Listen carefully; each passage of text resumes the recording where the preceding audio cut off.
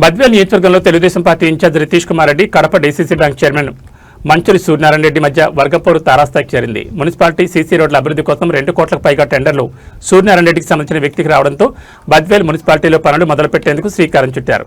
అయితే రితీష్ కుమార్ రెడ్డి వర్గం పనులు చేపట్టే సమయంలో అడుగునా అడ్డుకునే ప్రయత్నం చేస్తున్నారు.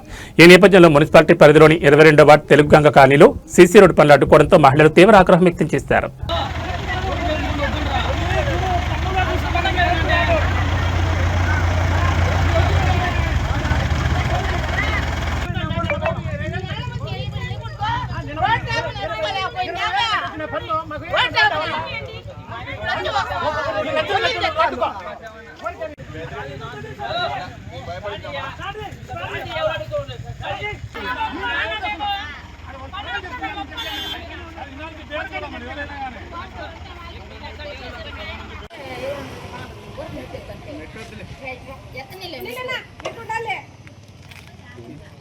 చేస్తా కదా అంతేనే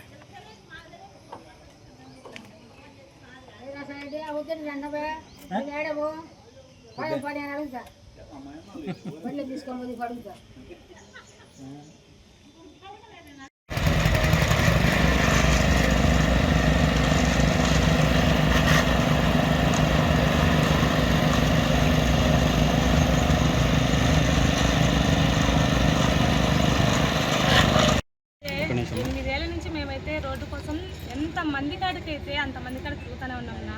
ప్రతి కౌన్సిలర్ దగ్గరికి తిరిగినాము, ఎమ్మెల్యేల దగ్గరికి తిరిగినాము, అందరూ ఆఫీసులు లాస్ట్కి మున్సిపల్ ఆఫీస్ దగ్గరికి కూడా మేమైతే వెళ్ళొస్తూనే ఉన్నాము. వెళ్ళిన ప్రతి చోట అర్జీలు కూడా ఇస్తూనే ఉన్నాము. లాస్ట్ ప్రభుత్వంలో అయితే జగన్ ప్రభుత్వంలో అయితే రోడ్డు తీశారు, వేస్తామని చెప్పారు, శాంక్షన్ అయింది, రోడ్డు తీస్తామని చెప్పి అంతా తొప్పి అలా చేసి వెళ్ళిపోయారు. వాళ్ళు మళ్ళీ చూస్తే అది అని చెప్పారు. అంతలేకే ఎలక్షన్ కోడ్ పడిపోయింది. చేసేదానికి ఏం లేదని చెప్పేసి వాళ్ళు చక్కగా వెళ్ళిపోయారు. మళ్ళీ 2 ఏళ్ళ నుంచి మేమైతే ఎంతో మందికి మళ్ళీ తిరుగుతూనే ఉన్నాం. మేమైతే ప్రయత్నాలు అయితే ఆపలా. 7 ఏళ్ళ నుంచి మా ప్రయత్నం అయితే జరుగుతూనే ఉందన్న. ఇప్పటికైతే ఆపలా. ఇప్పుడు ప్రస్తుతానికైతే మేము 4 నెలల కింద అయితే రితీష్ రెడ్డి సార్ కాడికి కూడా పోయి వచ్చినాము, ఆడ అర్జీ ఇచ్చి వచ్చినాము. ఇలా సూర్యనారాయణ రెడ్డి సార్ కాడికి పోయి అర్జీ ఇచ్చి వచ్చినాము. అంతలోకి ఇప్పుడు కూడా తిరుగుతూనే ఉన్నాం. కాకపోతే ఏంటంటే ఇప్పుడు ఇక్కడ శాంక్షన్ అయింది, వచ్చినారు, చేస్తున్నారు. వారం నుంచి అయితే పని జరుగుతుంది మాకు. కానీ ఏంటంటే ఎవరో కూడా తెలియదు మాకు. ఎవరు వస్తున్నారో, ఎంతమంది పిల్లలు వస్తున్నారు, ఒక ఏజ్ వాళ్ళు వస్తున్నారు, ఎవరెవరు వస్తున్నారో వాళ్ళు ఎవరు ఏం కథ అనేది మాకైతే తెలియదు పూర్తిగా. ఒక 4 డేస్ బ్యాక్ అయితే వచ్చారు. మేము సగం వరకు కంకర వేశారు. వీళ్ళు ఇప్పుడు జరుగుతున్న కాంట్రాక్టర్ వరకు సగం వరకు కంకర వేశారు.